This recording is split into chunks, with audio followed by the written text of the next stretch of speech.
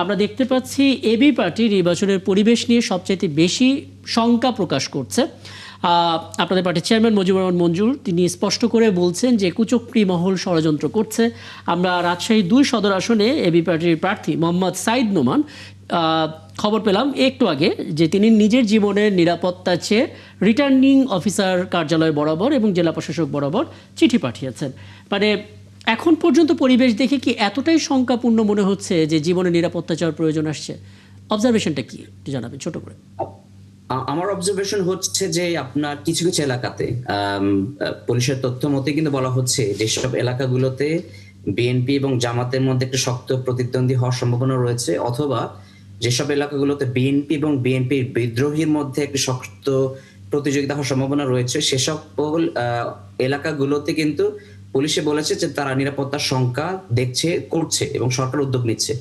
আমরা যেটা মনে করি এখন পর্যন্ত আমরা যেটা আশা করেছিলাম বর্তমান সরকারের কাছ থেকে যে আমরা আমাদের জীবনের নিরাপত্তাটা পাবো, যারা এখানে নির্বাচন করছেন লম্বা সময় পরে বাংলাদেশে আমরা একটা সুষ্ঠু নির্বাচনের আমরা স্বপ্ন দেখছি, সেখানে আমরা সুষ্ঠু একটা নির্বাচন পাবো। কিন্তু আপনি যদি দেখেন তফসিল ঘোষণার পর থেকে এই গত 15ই জানুয়ারি পর্যন্ত যে ডেটা আমরা পেয়েছি, সেখানে 15 জন কিন্তু নেতাকর্মী, রাজনৈতিক নেতাকর্মী এই বিভিন্ন সহিংসতায়, নির্বাচন কেন্দ্রিক সহিংসতায় নিহত হয়েছে।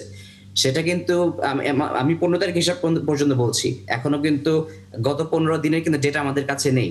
তো সেই অনুযায়ী কিন্তু যে 2008 সাল এবং 2001 সালের নির্বাচনে যদি আমরা দেখি, এই নির্বাচনগুলোতে পুরো নির্বাচনের সময় এবং নির্বাচন পরবর্তী সময় কিন্তু 20 থেকে 25 জন, এভারেজে 30 জন মানুষ মারা গিয়েছে নির্বাচনী সহিংসতায়।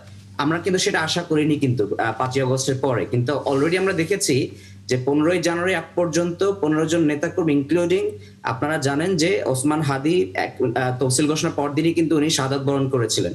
এবং আমরা কয়েকদিন আগেও দেখেছি যে নির্বাচনী সহিংসতায় একজন শেরপুরে জামাতের নেতাও নিহত হয়েছিল। আপনার অবজারভেশনে কি বলছে যে এখন যে সিচুয়েশন তাতে সহিংসতার মাত্রা আগের সময়ের তুলনায় বেড়ে গেছে তুলনা করলে? আমি যেটা মনে করি সেটা হচ্ছে কাছাকাছি রয়েছে। আমি বেড়ে গেছে বলবো না, কিন্তু আমরা যেটা চেয়েছিলাম যে অনেকটা হানাহানি মুক্ত অথবা সহিংসতা মুক্ত একটা নির্বাচন আমরা পাবো, যেখানে অন্তত এই সরকার আমাদেরকে নিরাপত্তা দিতে পারবে, কিন্তু আমি যে এই জায়গাতে মনে করি সরকার খুব বড়ভাবে ফেল করেছে। আচ্ছা, আর কুচক্রী ষড়যন্ত্র করছে, কুচক্রী মহল বলতে কাদেরকে বোঝাচ্ছেন? ওয়েল এগেইন এটা ডিপেন্ড করে এলাকা কেন্দ্রিক। যেমন ধরুন আমরা যেটা বলেছি যে আমাদের ফেনী 2 আসনে আমাদের মুজিবুর রহমান মঞ্জু আমাদের পার্টির চেয়ারম্যান নির্বাচন করছেন। সেখানে অলরেডি আপনি জানেন ওনাকে বিভিন্ন ধরনের হুমকি দেওয়া হয়েছে, ওরও চিঠি পাঠানো হয়েছে, টেলিফোন করে হুমকি দেওয়া হয়েছে। এই জিনিসগুলো কিন্তু ওনারা পাচ্ছেন এবং উনি কিন্তু শেষ পর্যন্ত ওনার নির্বাচনী কাজ বন্ধ রেখে উনি ঢাকায় এসে কিন্তু উনি নির্বাচন কমিশনে যে অভিযোগ দিয়ে এসেছেন। আপনি বলেছেন যে আমাদের একজন প্রার্থী রাজশাহীতে অ্যাডভোকেট সাইদ নোমান, উনিও একই রকম ভাবে বিভিন্ন ভাবে শঙ্কা বোধ করছেন, বিভিন্ন মানুষজন হুমকি দিচ্ছেন। এই জায়গা থেকে মনে করি যে সরকার এবং রিটার্নিং অফিসার যারা রয়েছেন, নির্বাচন কমিশনার যারা রয়েছেন, তারা খুব সিরিয়াসলি দেখা উচিত এই অঞ্চলগুলোতে অন্তত আমাদের যারা প্রার্থী রয়েছেন তাদেরকে প্রোটেকশন দেওয়ার জন্য। আচ্ছা, আমি একটু আজিজ ভাই হেলাল আপনার কাছে আসতে চাই। মানে একটি বিশেষ দল, কুচক্রী মহল, এরকম নানা বিষয় তো ট্যাগ দেয়া হচ্ছে, ঠিক এখন রাজনৈতিক দলগুলো সরাসরি অপরপক্ষের নামটা আনছেন না মুখে, কিন্তু এই শব্দগুলোকে প্রয়োগ করছেন। মানে এটাও আমরা ধরে রাখতে পারি একটা রাজনৈতিক শিষ্টাচার, যেটা আগে ছিল না এখন হলো। কিন্তু মুশকিল হচ্ছে মাঠের চিত্রটা আসলে কেমন দেখছেন আপনি? দেখেন, মাঠের চিত্রটা হলো যে রাজনৈতিক দলের নেতাকর্মী এবং জনগণের যে স্বতঃস্ফূর্ত উপস্থিতি আপনার রাজনৈতিক নির্বাচনী অঙ্গনে, সেখানে কুচক্রী বলেন আর ওই একদল আপনার অভিযোগকারী বলেন, এদের কোনো চক্রান্ত বা ষড়যন্ত্রে নির্বাচনের যে লেভেল প্লেইং ফিল্ড, এটা নষ্ট হবে বলে আমার মনে হয় না। এখন যে বলছেন যে হুমকি দিচ্ছে, উড়োচিঠি দিচ্ছে, আপনি একইভাবে দেখেন যে জামাতে ইসলাম, বিশেষ করে তাদের যে সাইবার বাহিনী, তাদেরকে অনেকে রসিকতা, অনেকে আমরা বলি বট বাহিনী, মানে রসিকতা না, এটা একটা টার্ম, বট বাহিনী যেভাবে হুমকি দেয়, আপনি আমরা যে এই টকশোতে কথা বলছি এখন দেখবেন কমেন্টসে সমানে আবার হুমকি দিচ্ছে। এখন আমি তো এটা বলতে পারি যে আমি ভাই নিরাপত্তা বোধ করছি না, আমাকে হুমকি দিচ্ছে। বাংলাদেশের রাজ্যের প্র্যাকটিসটা এমন এইরকমই কিন্তু হয়ে আসছে। এটাকে আপনি নতুন কোনো ইভেন্টস হিসাবে ধরে দিতে পারেন না।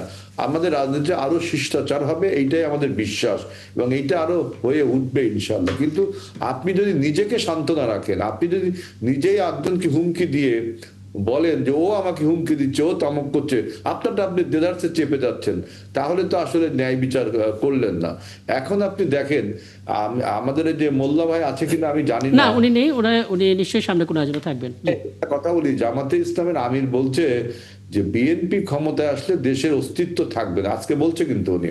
হ্যাঁ, তো এটা এখন বক্তব্য দেখেন ছিল। জি। যে বিএনপি এই পর্যন্ত 4বার ক্ষমতায় আসে, 4বার কি দেশের অস্তিত্ব ছিল না আরো বাংলাদেশের সার্বভৌমত্ব আরো বেশি সুকঠিন ভাবে ছিল? আর একবার তো আমাদের সাথে তারাও ছিল, তো সেবার কি বাংলাদেশের অস্তিত্ব ছিল না?